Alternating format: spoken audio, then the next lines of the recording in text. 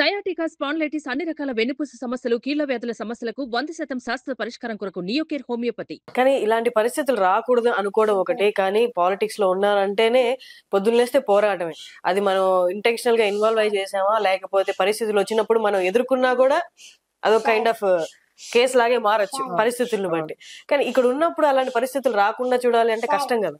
కష్టమే, కాకపోతే వీనిది గట్టిగా తయారు చేసుకోవాలని ఒకటి నేను వీని స్ట్రాంగ్ గా ప్రిపేర్ చేసుకోవాలా. అండ్ రెండోది కూడా మేము మొన్నటి వరకు కేవలము ఆలగడ్డ వరకే మేము పని చేసాము, రాజకీయం చేయలేదు. రాజకీయం చేయాలనేది ఇప్పుడు మాకు అర్థమైంది. సో రాజకీయం ఎట్లా చేయాలా, బయట రాజకీయం ఒకటే చూసుకుంటున్నాం, లోపల చాలా రాజకీయాలు జరుగుతున్నాయి.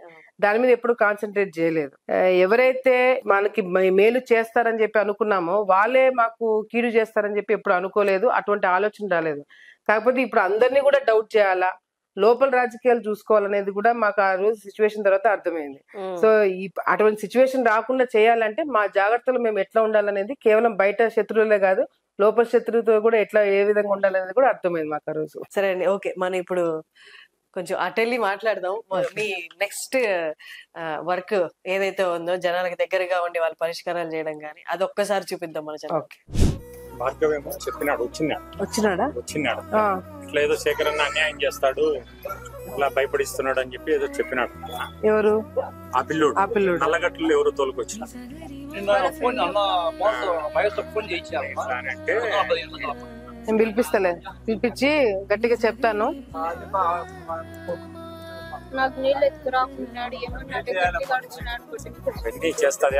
నేను మాట్లాడతాను, మళ్ళీ నీ జోలికి రాడు, నిన్ను కొట్టడం గిట్టడం చేస్తే పడతాయని చెప్పి గట్టిగా చెప్తా. వాడు ఉద్యోగం కూడా లేకుండా చేస్తానని చెప్పి గట్టిగా వార్నింగ్ ఇస్తాను. నువ్వు ఏదైనా మళ్ళీ ప్రాబ్లం వస్తే నాకు చెప్పు, నేను పిలిపించుకుని నేను మాట్లాడతాను. అబ్బాయి తెలుసుకోపోమంటే తెలుసుకోపోయినారు కదా, డెలివరీ అయిన తర్వాత వచ్చి ఇడ్స్ పెట్టండి టైప్ లో చెప్తాను. ఏమన్నా కేసు గీసి ఏమన్నా పెట్టినావా? ఏం పెట్టలే కదా. సర్లే, నేను మాట్లాడతాను, పిలిపించుకుంటాను. Phone number ఇచ్చిపోండి. నువ్వు జాగ్రత్త, నువ్వు అవన్నీ పెట్టుకొని నువ్వు చూసుకోని ఫస్ట్, సరేనా? ఇప్పుడు వస్తున్నారా? సరే మాట్లాడతాలే.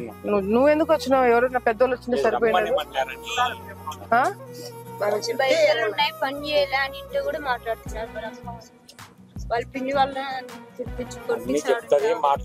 అవన్నీ మస్తుగా చెప్తారులే. కొట్టడం ఏం ఇప్పుడు ఎవడు ఆడవాళ్ళు కొట్ట ఊరుకుంటున్నారేం ఇప్పుడు?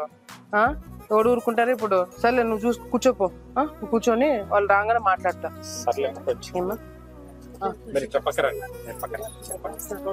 రెడీ అయింది, నేను ఇస్తాను. ఒక 10 minutes ఆగా నేను ఇచ్చేస్తాను. ఏమన్నా బాగున్నారా?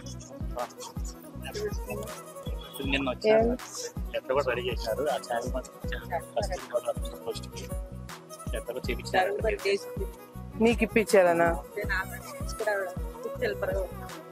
అదా, ఒకసారి మన వాళ్ళతో మాట్లాడి చేపిస్తారమ్మా. ఉండండి, ఏం తొందర ఏం లేదు కదా.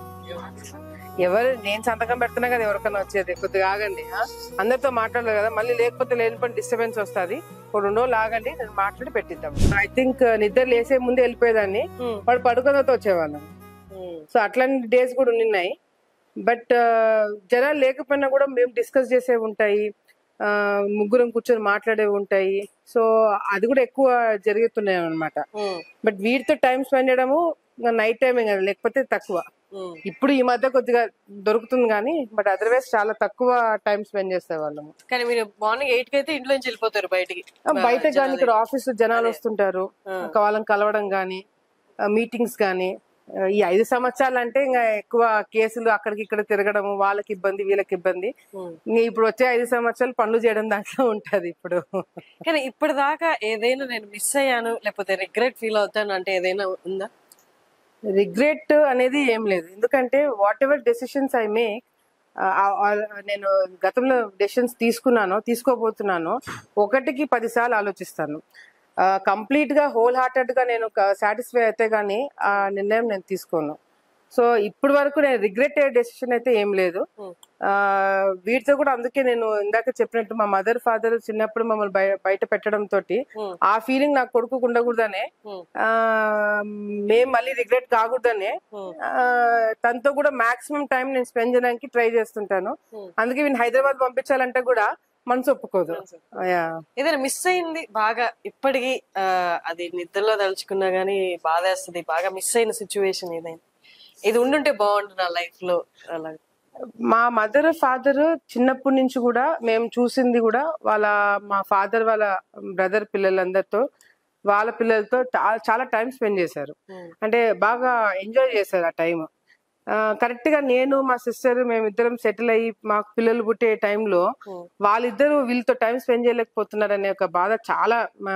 వీడు మాట్లాడి ఎంజాయ్ చేసి మేము నవ్వుతున్న ప్రతిసారి కూడా మా పేరెంట్స్ ఇద్దరు ఉండింటే ఇంకా బాగా ఎంజాయ్ చేసేవాళ్ళు వీడితో అని చెప్పి ప్రతి క్షణం కూడా మేము అనుకోవడం జరుగుతుంది. అది నా లైఫ్ లో చాలా మిస్ అయ్యే పాయింట్ అది. పాప చెల్లెలకి పాప దేవసేన శోభ మంచి మనోజ్ అని పెట్టారు, చాలా చక్కటి పేరు పెట్టారు. చూసారు కదా? పాప ఎవరిలా ఉంది? పాపనా వాళ్ళ సైడ్ పోలికలు ఎక్కువ కనపడుతున్నాయి. బట్ వెరీ హ్యాపీ, ఎందుకంటే పిల్లలు పుట్టినప్పుడు దే బ్రింగ్ ఫ్యామిలీస్ టుగెదర్. అది ఐ థింక్ మా విషయంలో, మా ఇద్దరి విషయంలో బాగా ఎక్కువ జరిగింది. అండ్ నేను మా సిస్టర్ ఎక్కువ మిస్ అయ్యేది కూడా మా పేరెంట్స్ ఇంకా ఉండింటే, గ్రాండ్ పేరెంట్స్ వీళ్ళకి మా సైడ్ నుంచి ఉండింటే ఇంకా బాగా హోల్ హార్టెడ్ గా అందరం ఉండేవాళ్ళం అనేది ఎక్కువ ఉండింది. But we're there for each other. వాళ్ళకి నేను పెద్దమ్మని కాబట్టి నా డ్యూటీస్. అదే నా నెక్స్ట్ క్వశ్చన్ కూడా అదే. ఇప్పుడు మీ చెల్లికి మీరు ఆల్మోస్ట్ అమ్మ ప్లేస్ తీసుకొని అన్ని, ఇంకా ఆమెకి ఏ కష్టం వచ్చినా మీ వైపే చూస్తుంది కదా, ఏ ఎమోషనల్ సపోర్ట్ కావాలన్నా కూడా. ఇంకా షీ యాక్చువల్లీ పాపం చాలా ఎమోషనల్ సపోర్ట్ కోసం చాలా తనకు కావాల్సిన టైంలో నేను ఇక్కడ బిజీ అయిపోయి ఉన్నాను. But she'll understand the situation. తనకి నాకు అండర్స్టాండింగ్ ఉంది, ఎందుకంటే తనకు కూడా తెలుసు ఇక్కడ సిచ్యువేషన్స్ ఎట్లా ఉన్నాయి. నా కంప్లీట్ టైం ఎక్కడ నేను ఉండాల్సి వస్తుంది తనకు కూడా తెలుసు కాబట్టి. మా పెద్దమ్మ వాళ్ళంతా ఉన్నారు హైదరాబాద్ లోనే. So what ever she needs and wants అక్కడ ఎక్కువ తన దగ్గరికి వెళ్తుంటది. నేను ఉండాల్సిన టైంలో ఉండలేకపోయినాను బికాస్ ఆఫ్ నా కమిట్మెంట్స్ ఇక్కడ. బట్ హైదరాబాద్కి వెళ్ళినప్పుడు మాత్రం వీడు వాళ్ళ పిల్లలతోటి బాగా ఆడుకోవడము, ఎక్కువ టైం స్పెండ్ చేస్తుంటారు. నైస్ అండి, great talking to you. Me busy schedule లో ఇంత టైం ఇచ్చి మాతో మాట్లాడారు. Thank you so much. Thank you so much. So అది అఖిల ప్రియ గారి స్కెడ్యూల్ చూసారు కదా. ఆవిడ స్కెడ్యూల్ ఎలా ఉంటది, మార్నింగ్ లేస్తే ఎంతో మంది జనాలు వచ్చి కలుస్తున్నారు, వాళ్ళ సమస్యలు పరిష్కరించడం, at the same time being a mom, అంటే ఒక చిన్న బాబుకి తల్లిగా వాడి బాధ్యతలు చూసుకోవడం, ఇవన్నీ ఒక స్త్రీగా ఎంత కష్టమో మీరందరికి తెలుసు. అన్ని బాధ్యతలు నెరవేర్చడం అనేది ఒకందుకు మనం పాలిటిక్స్ అన్ని పక్కన పెట్టేస్తే ఒక స్త్రీగా ఇంత ఇన్స్పిరేషనల్ గా మారినందుకు అందరికి ఆవిడకి మనకి హ్యాట్స్ ఆఫ్ అనే చెప్పాలి. So thank you so much. Suman టీవీలో మీ పర్సనల్ అండ్ బిజినెస్ ప్రమోషన్స్ కోసం కింది నెంబర్ కి కాంటాక్ట్ చేయండి.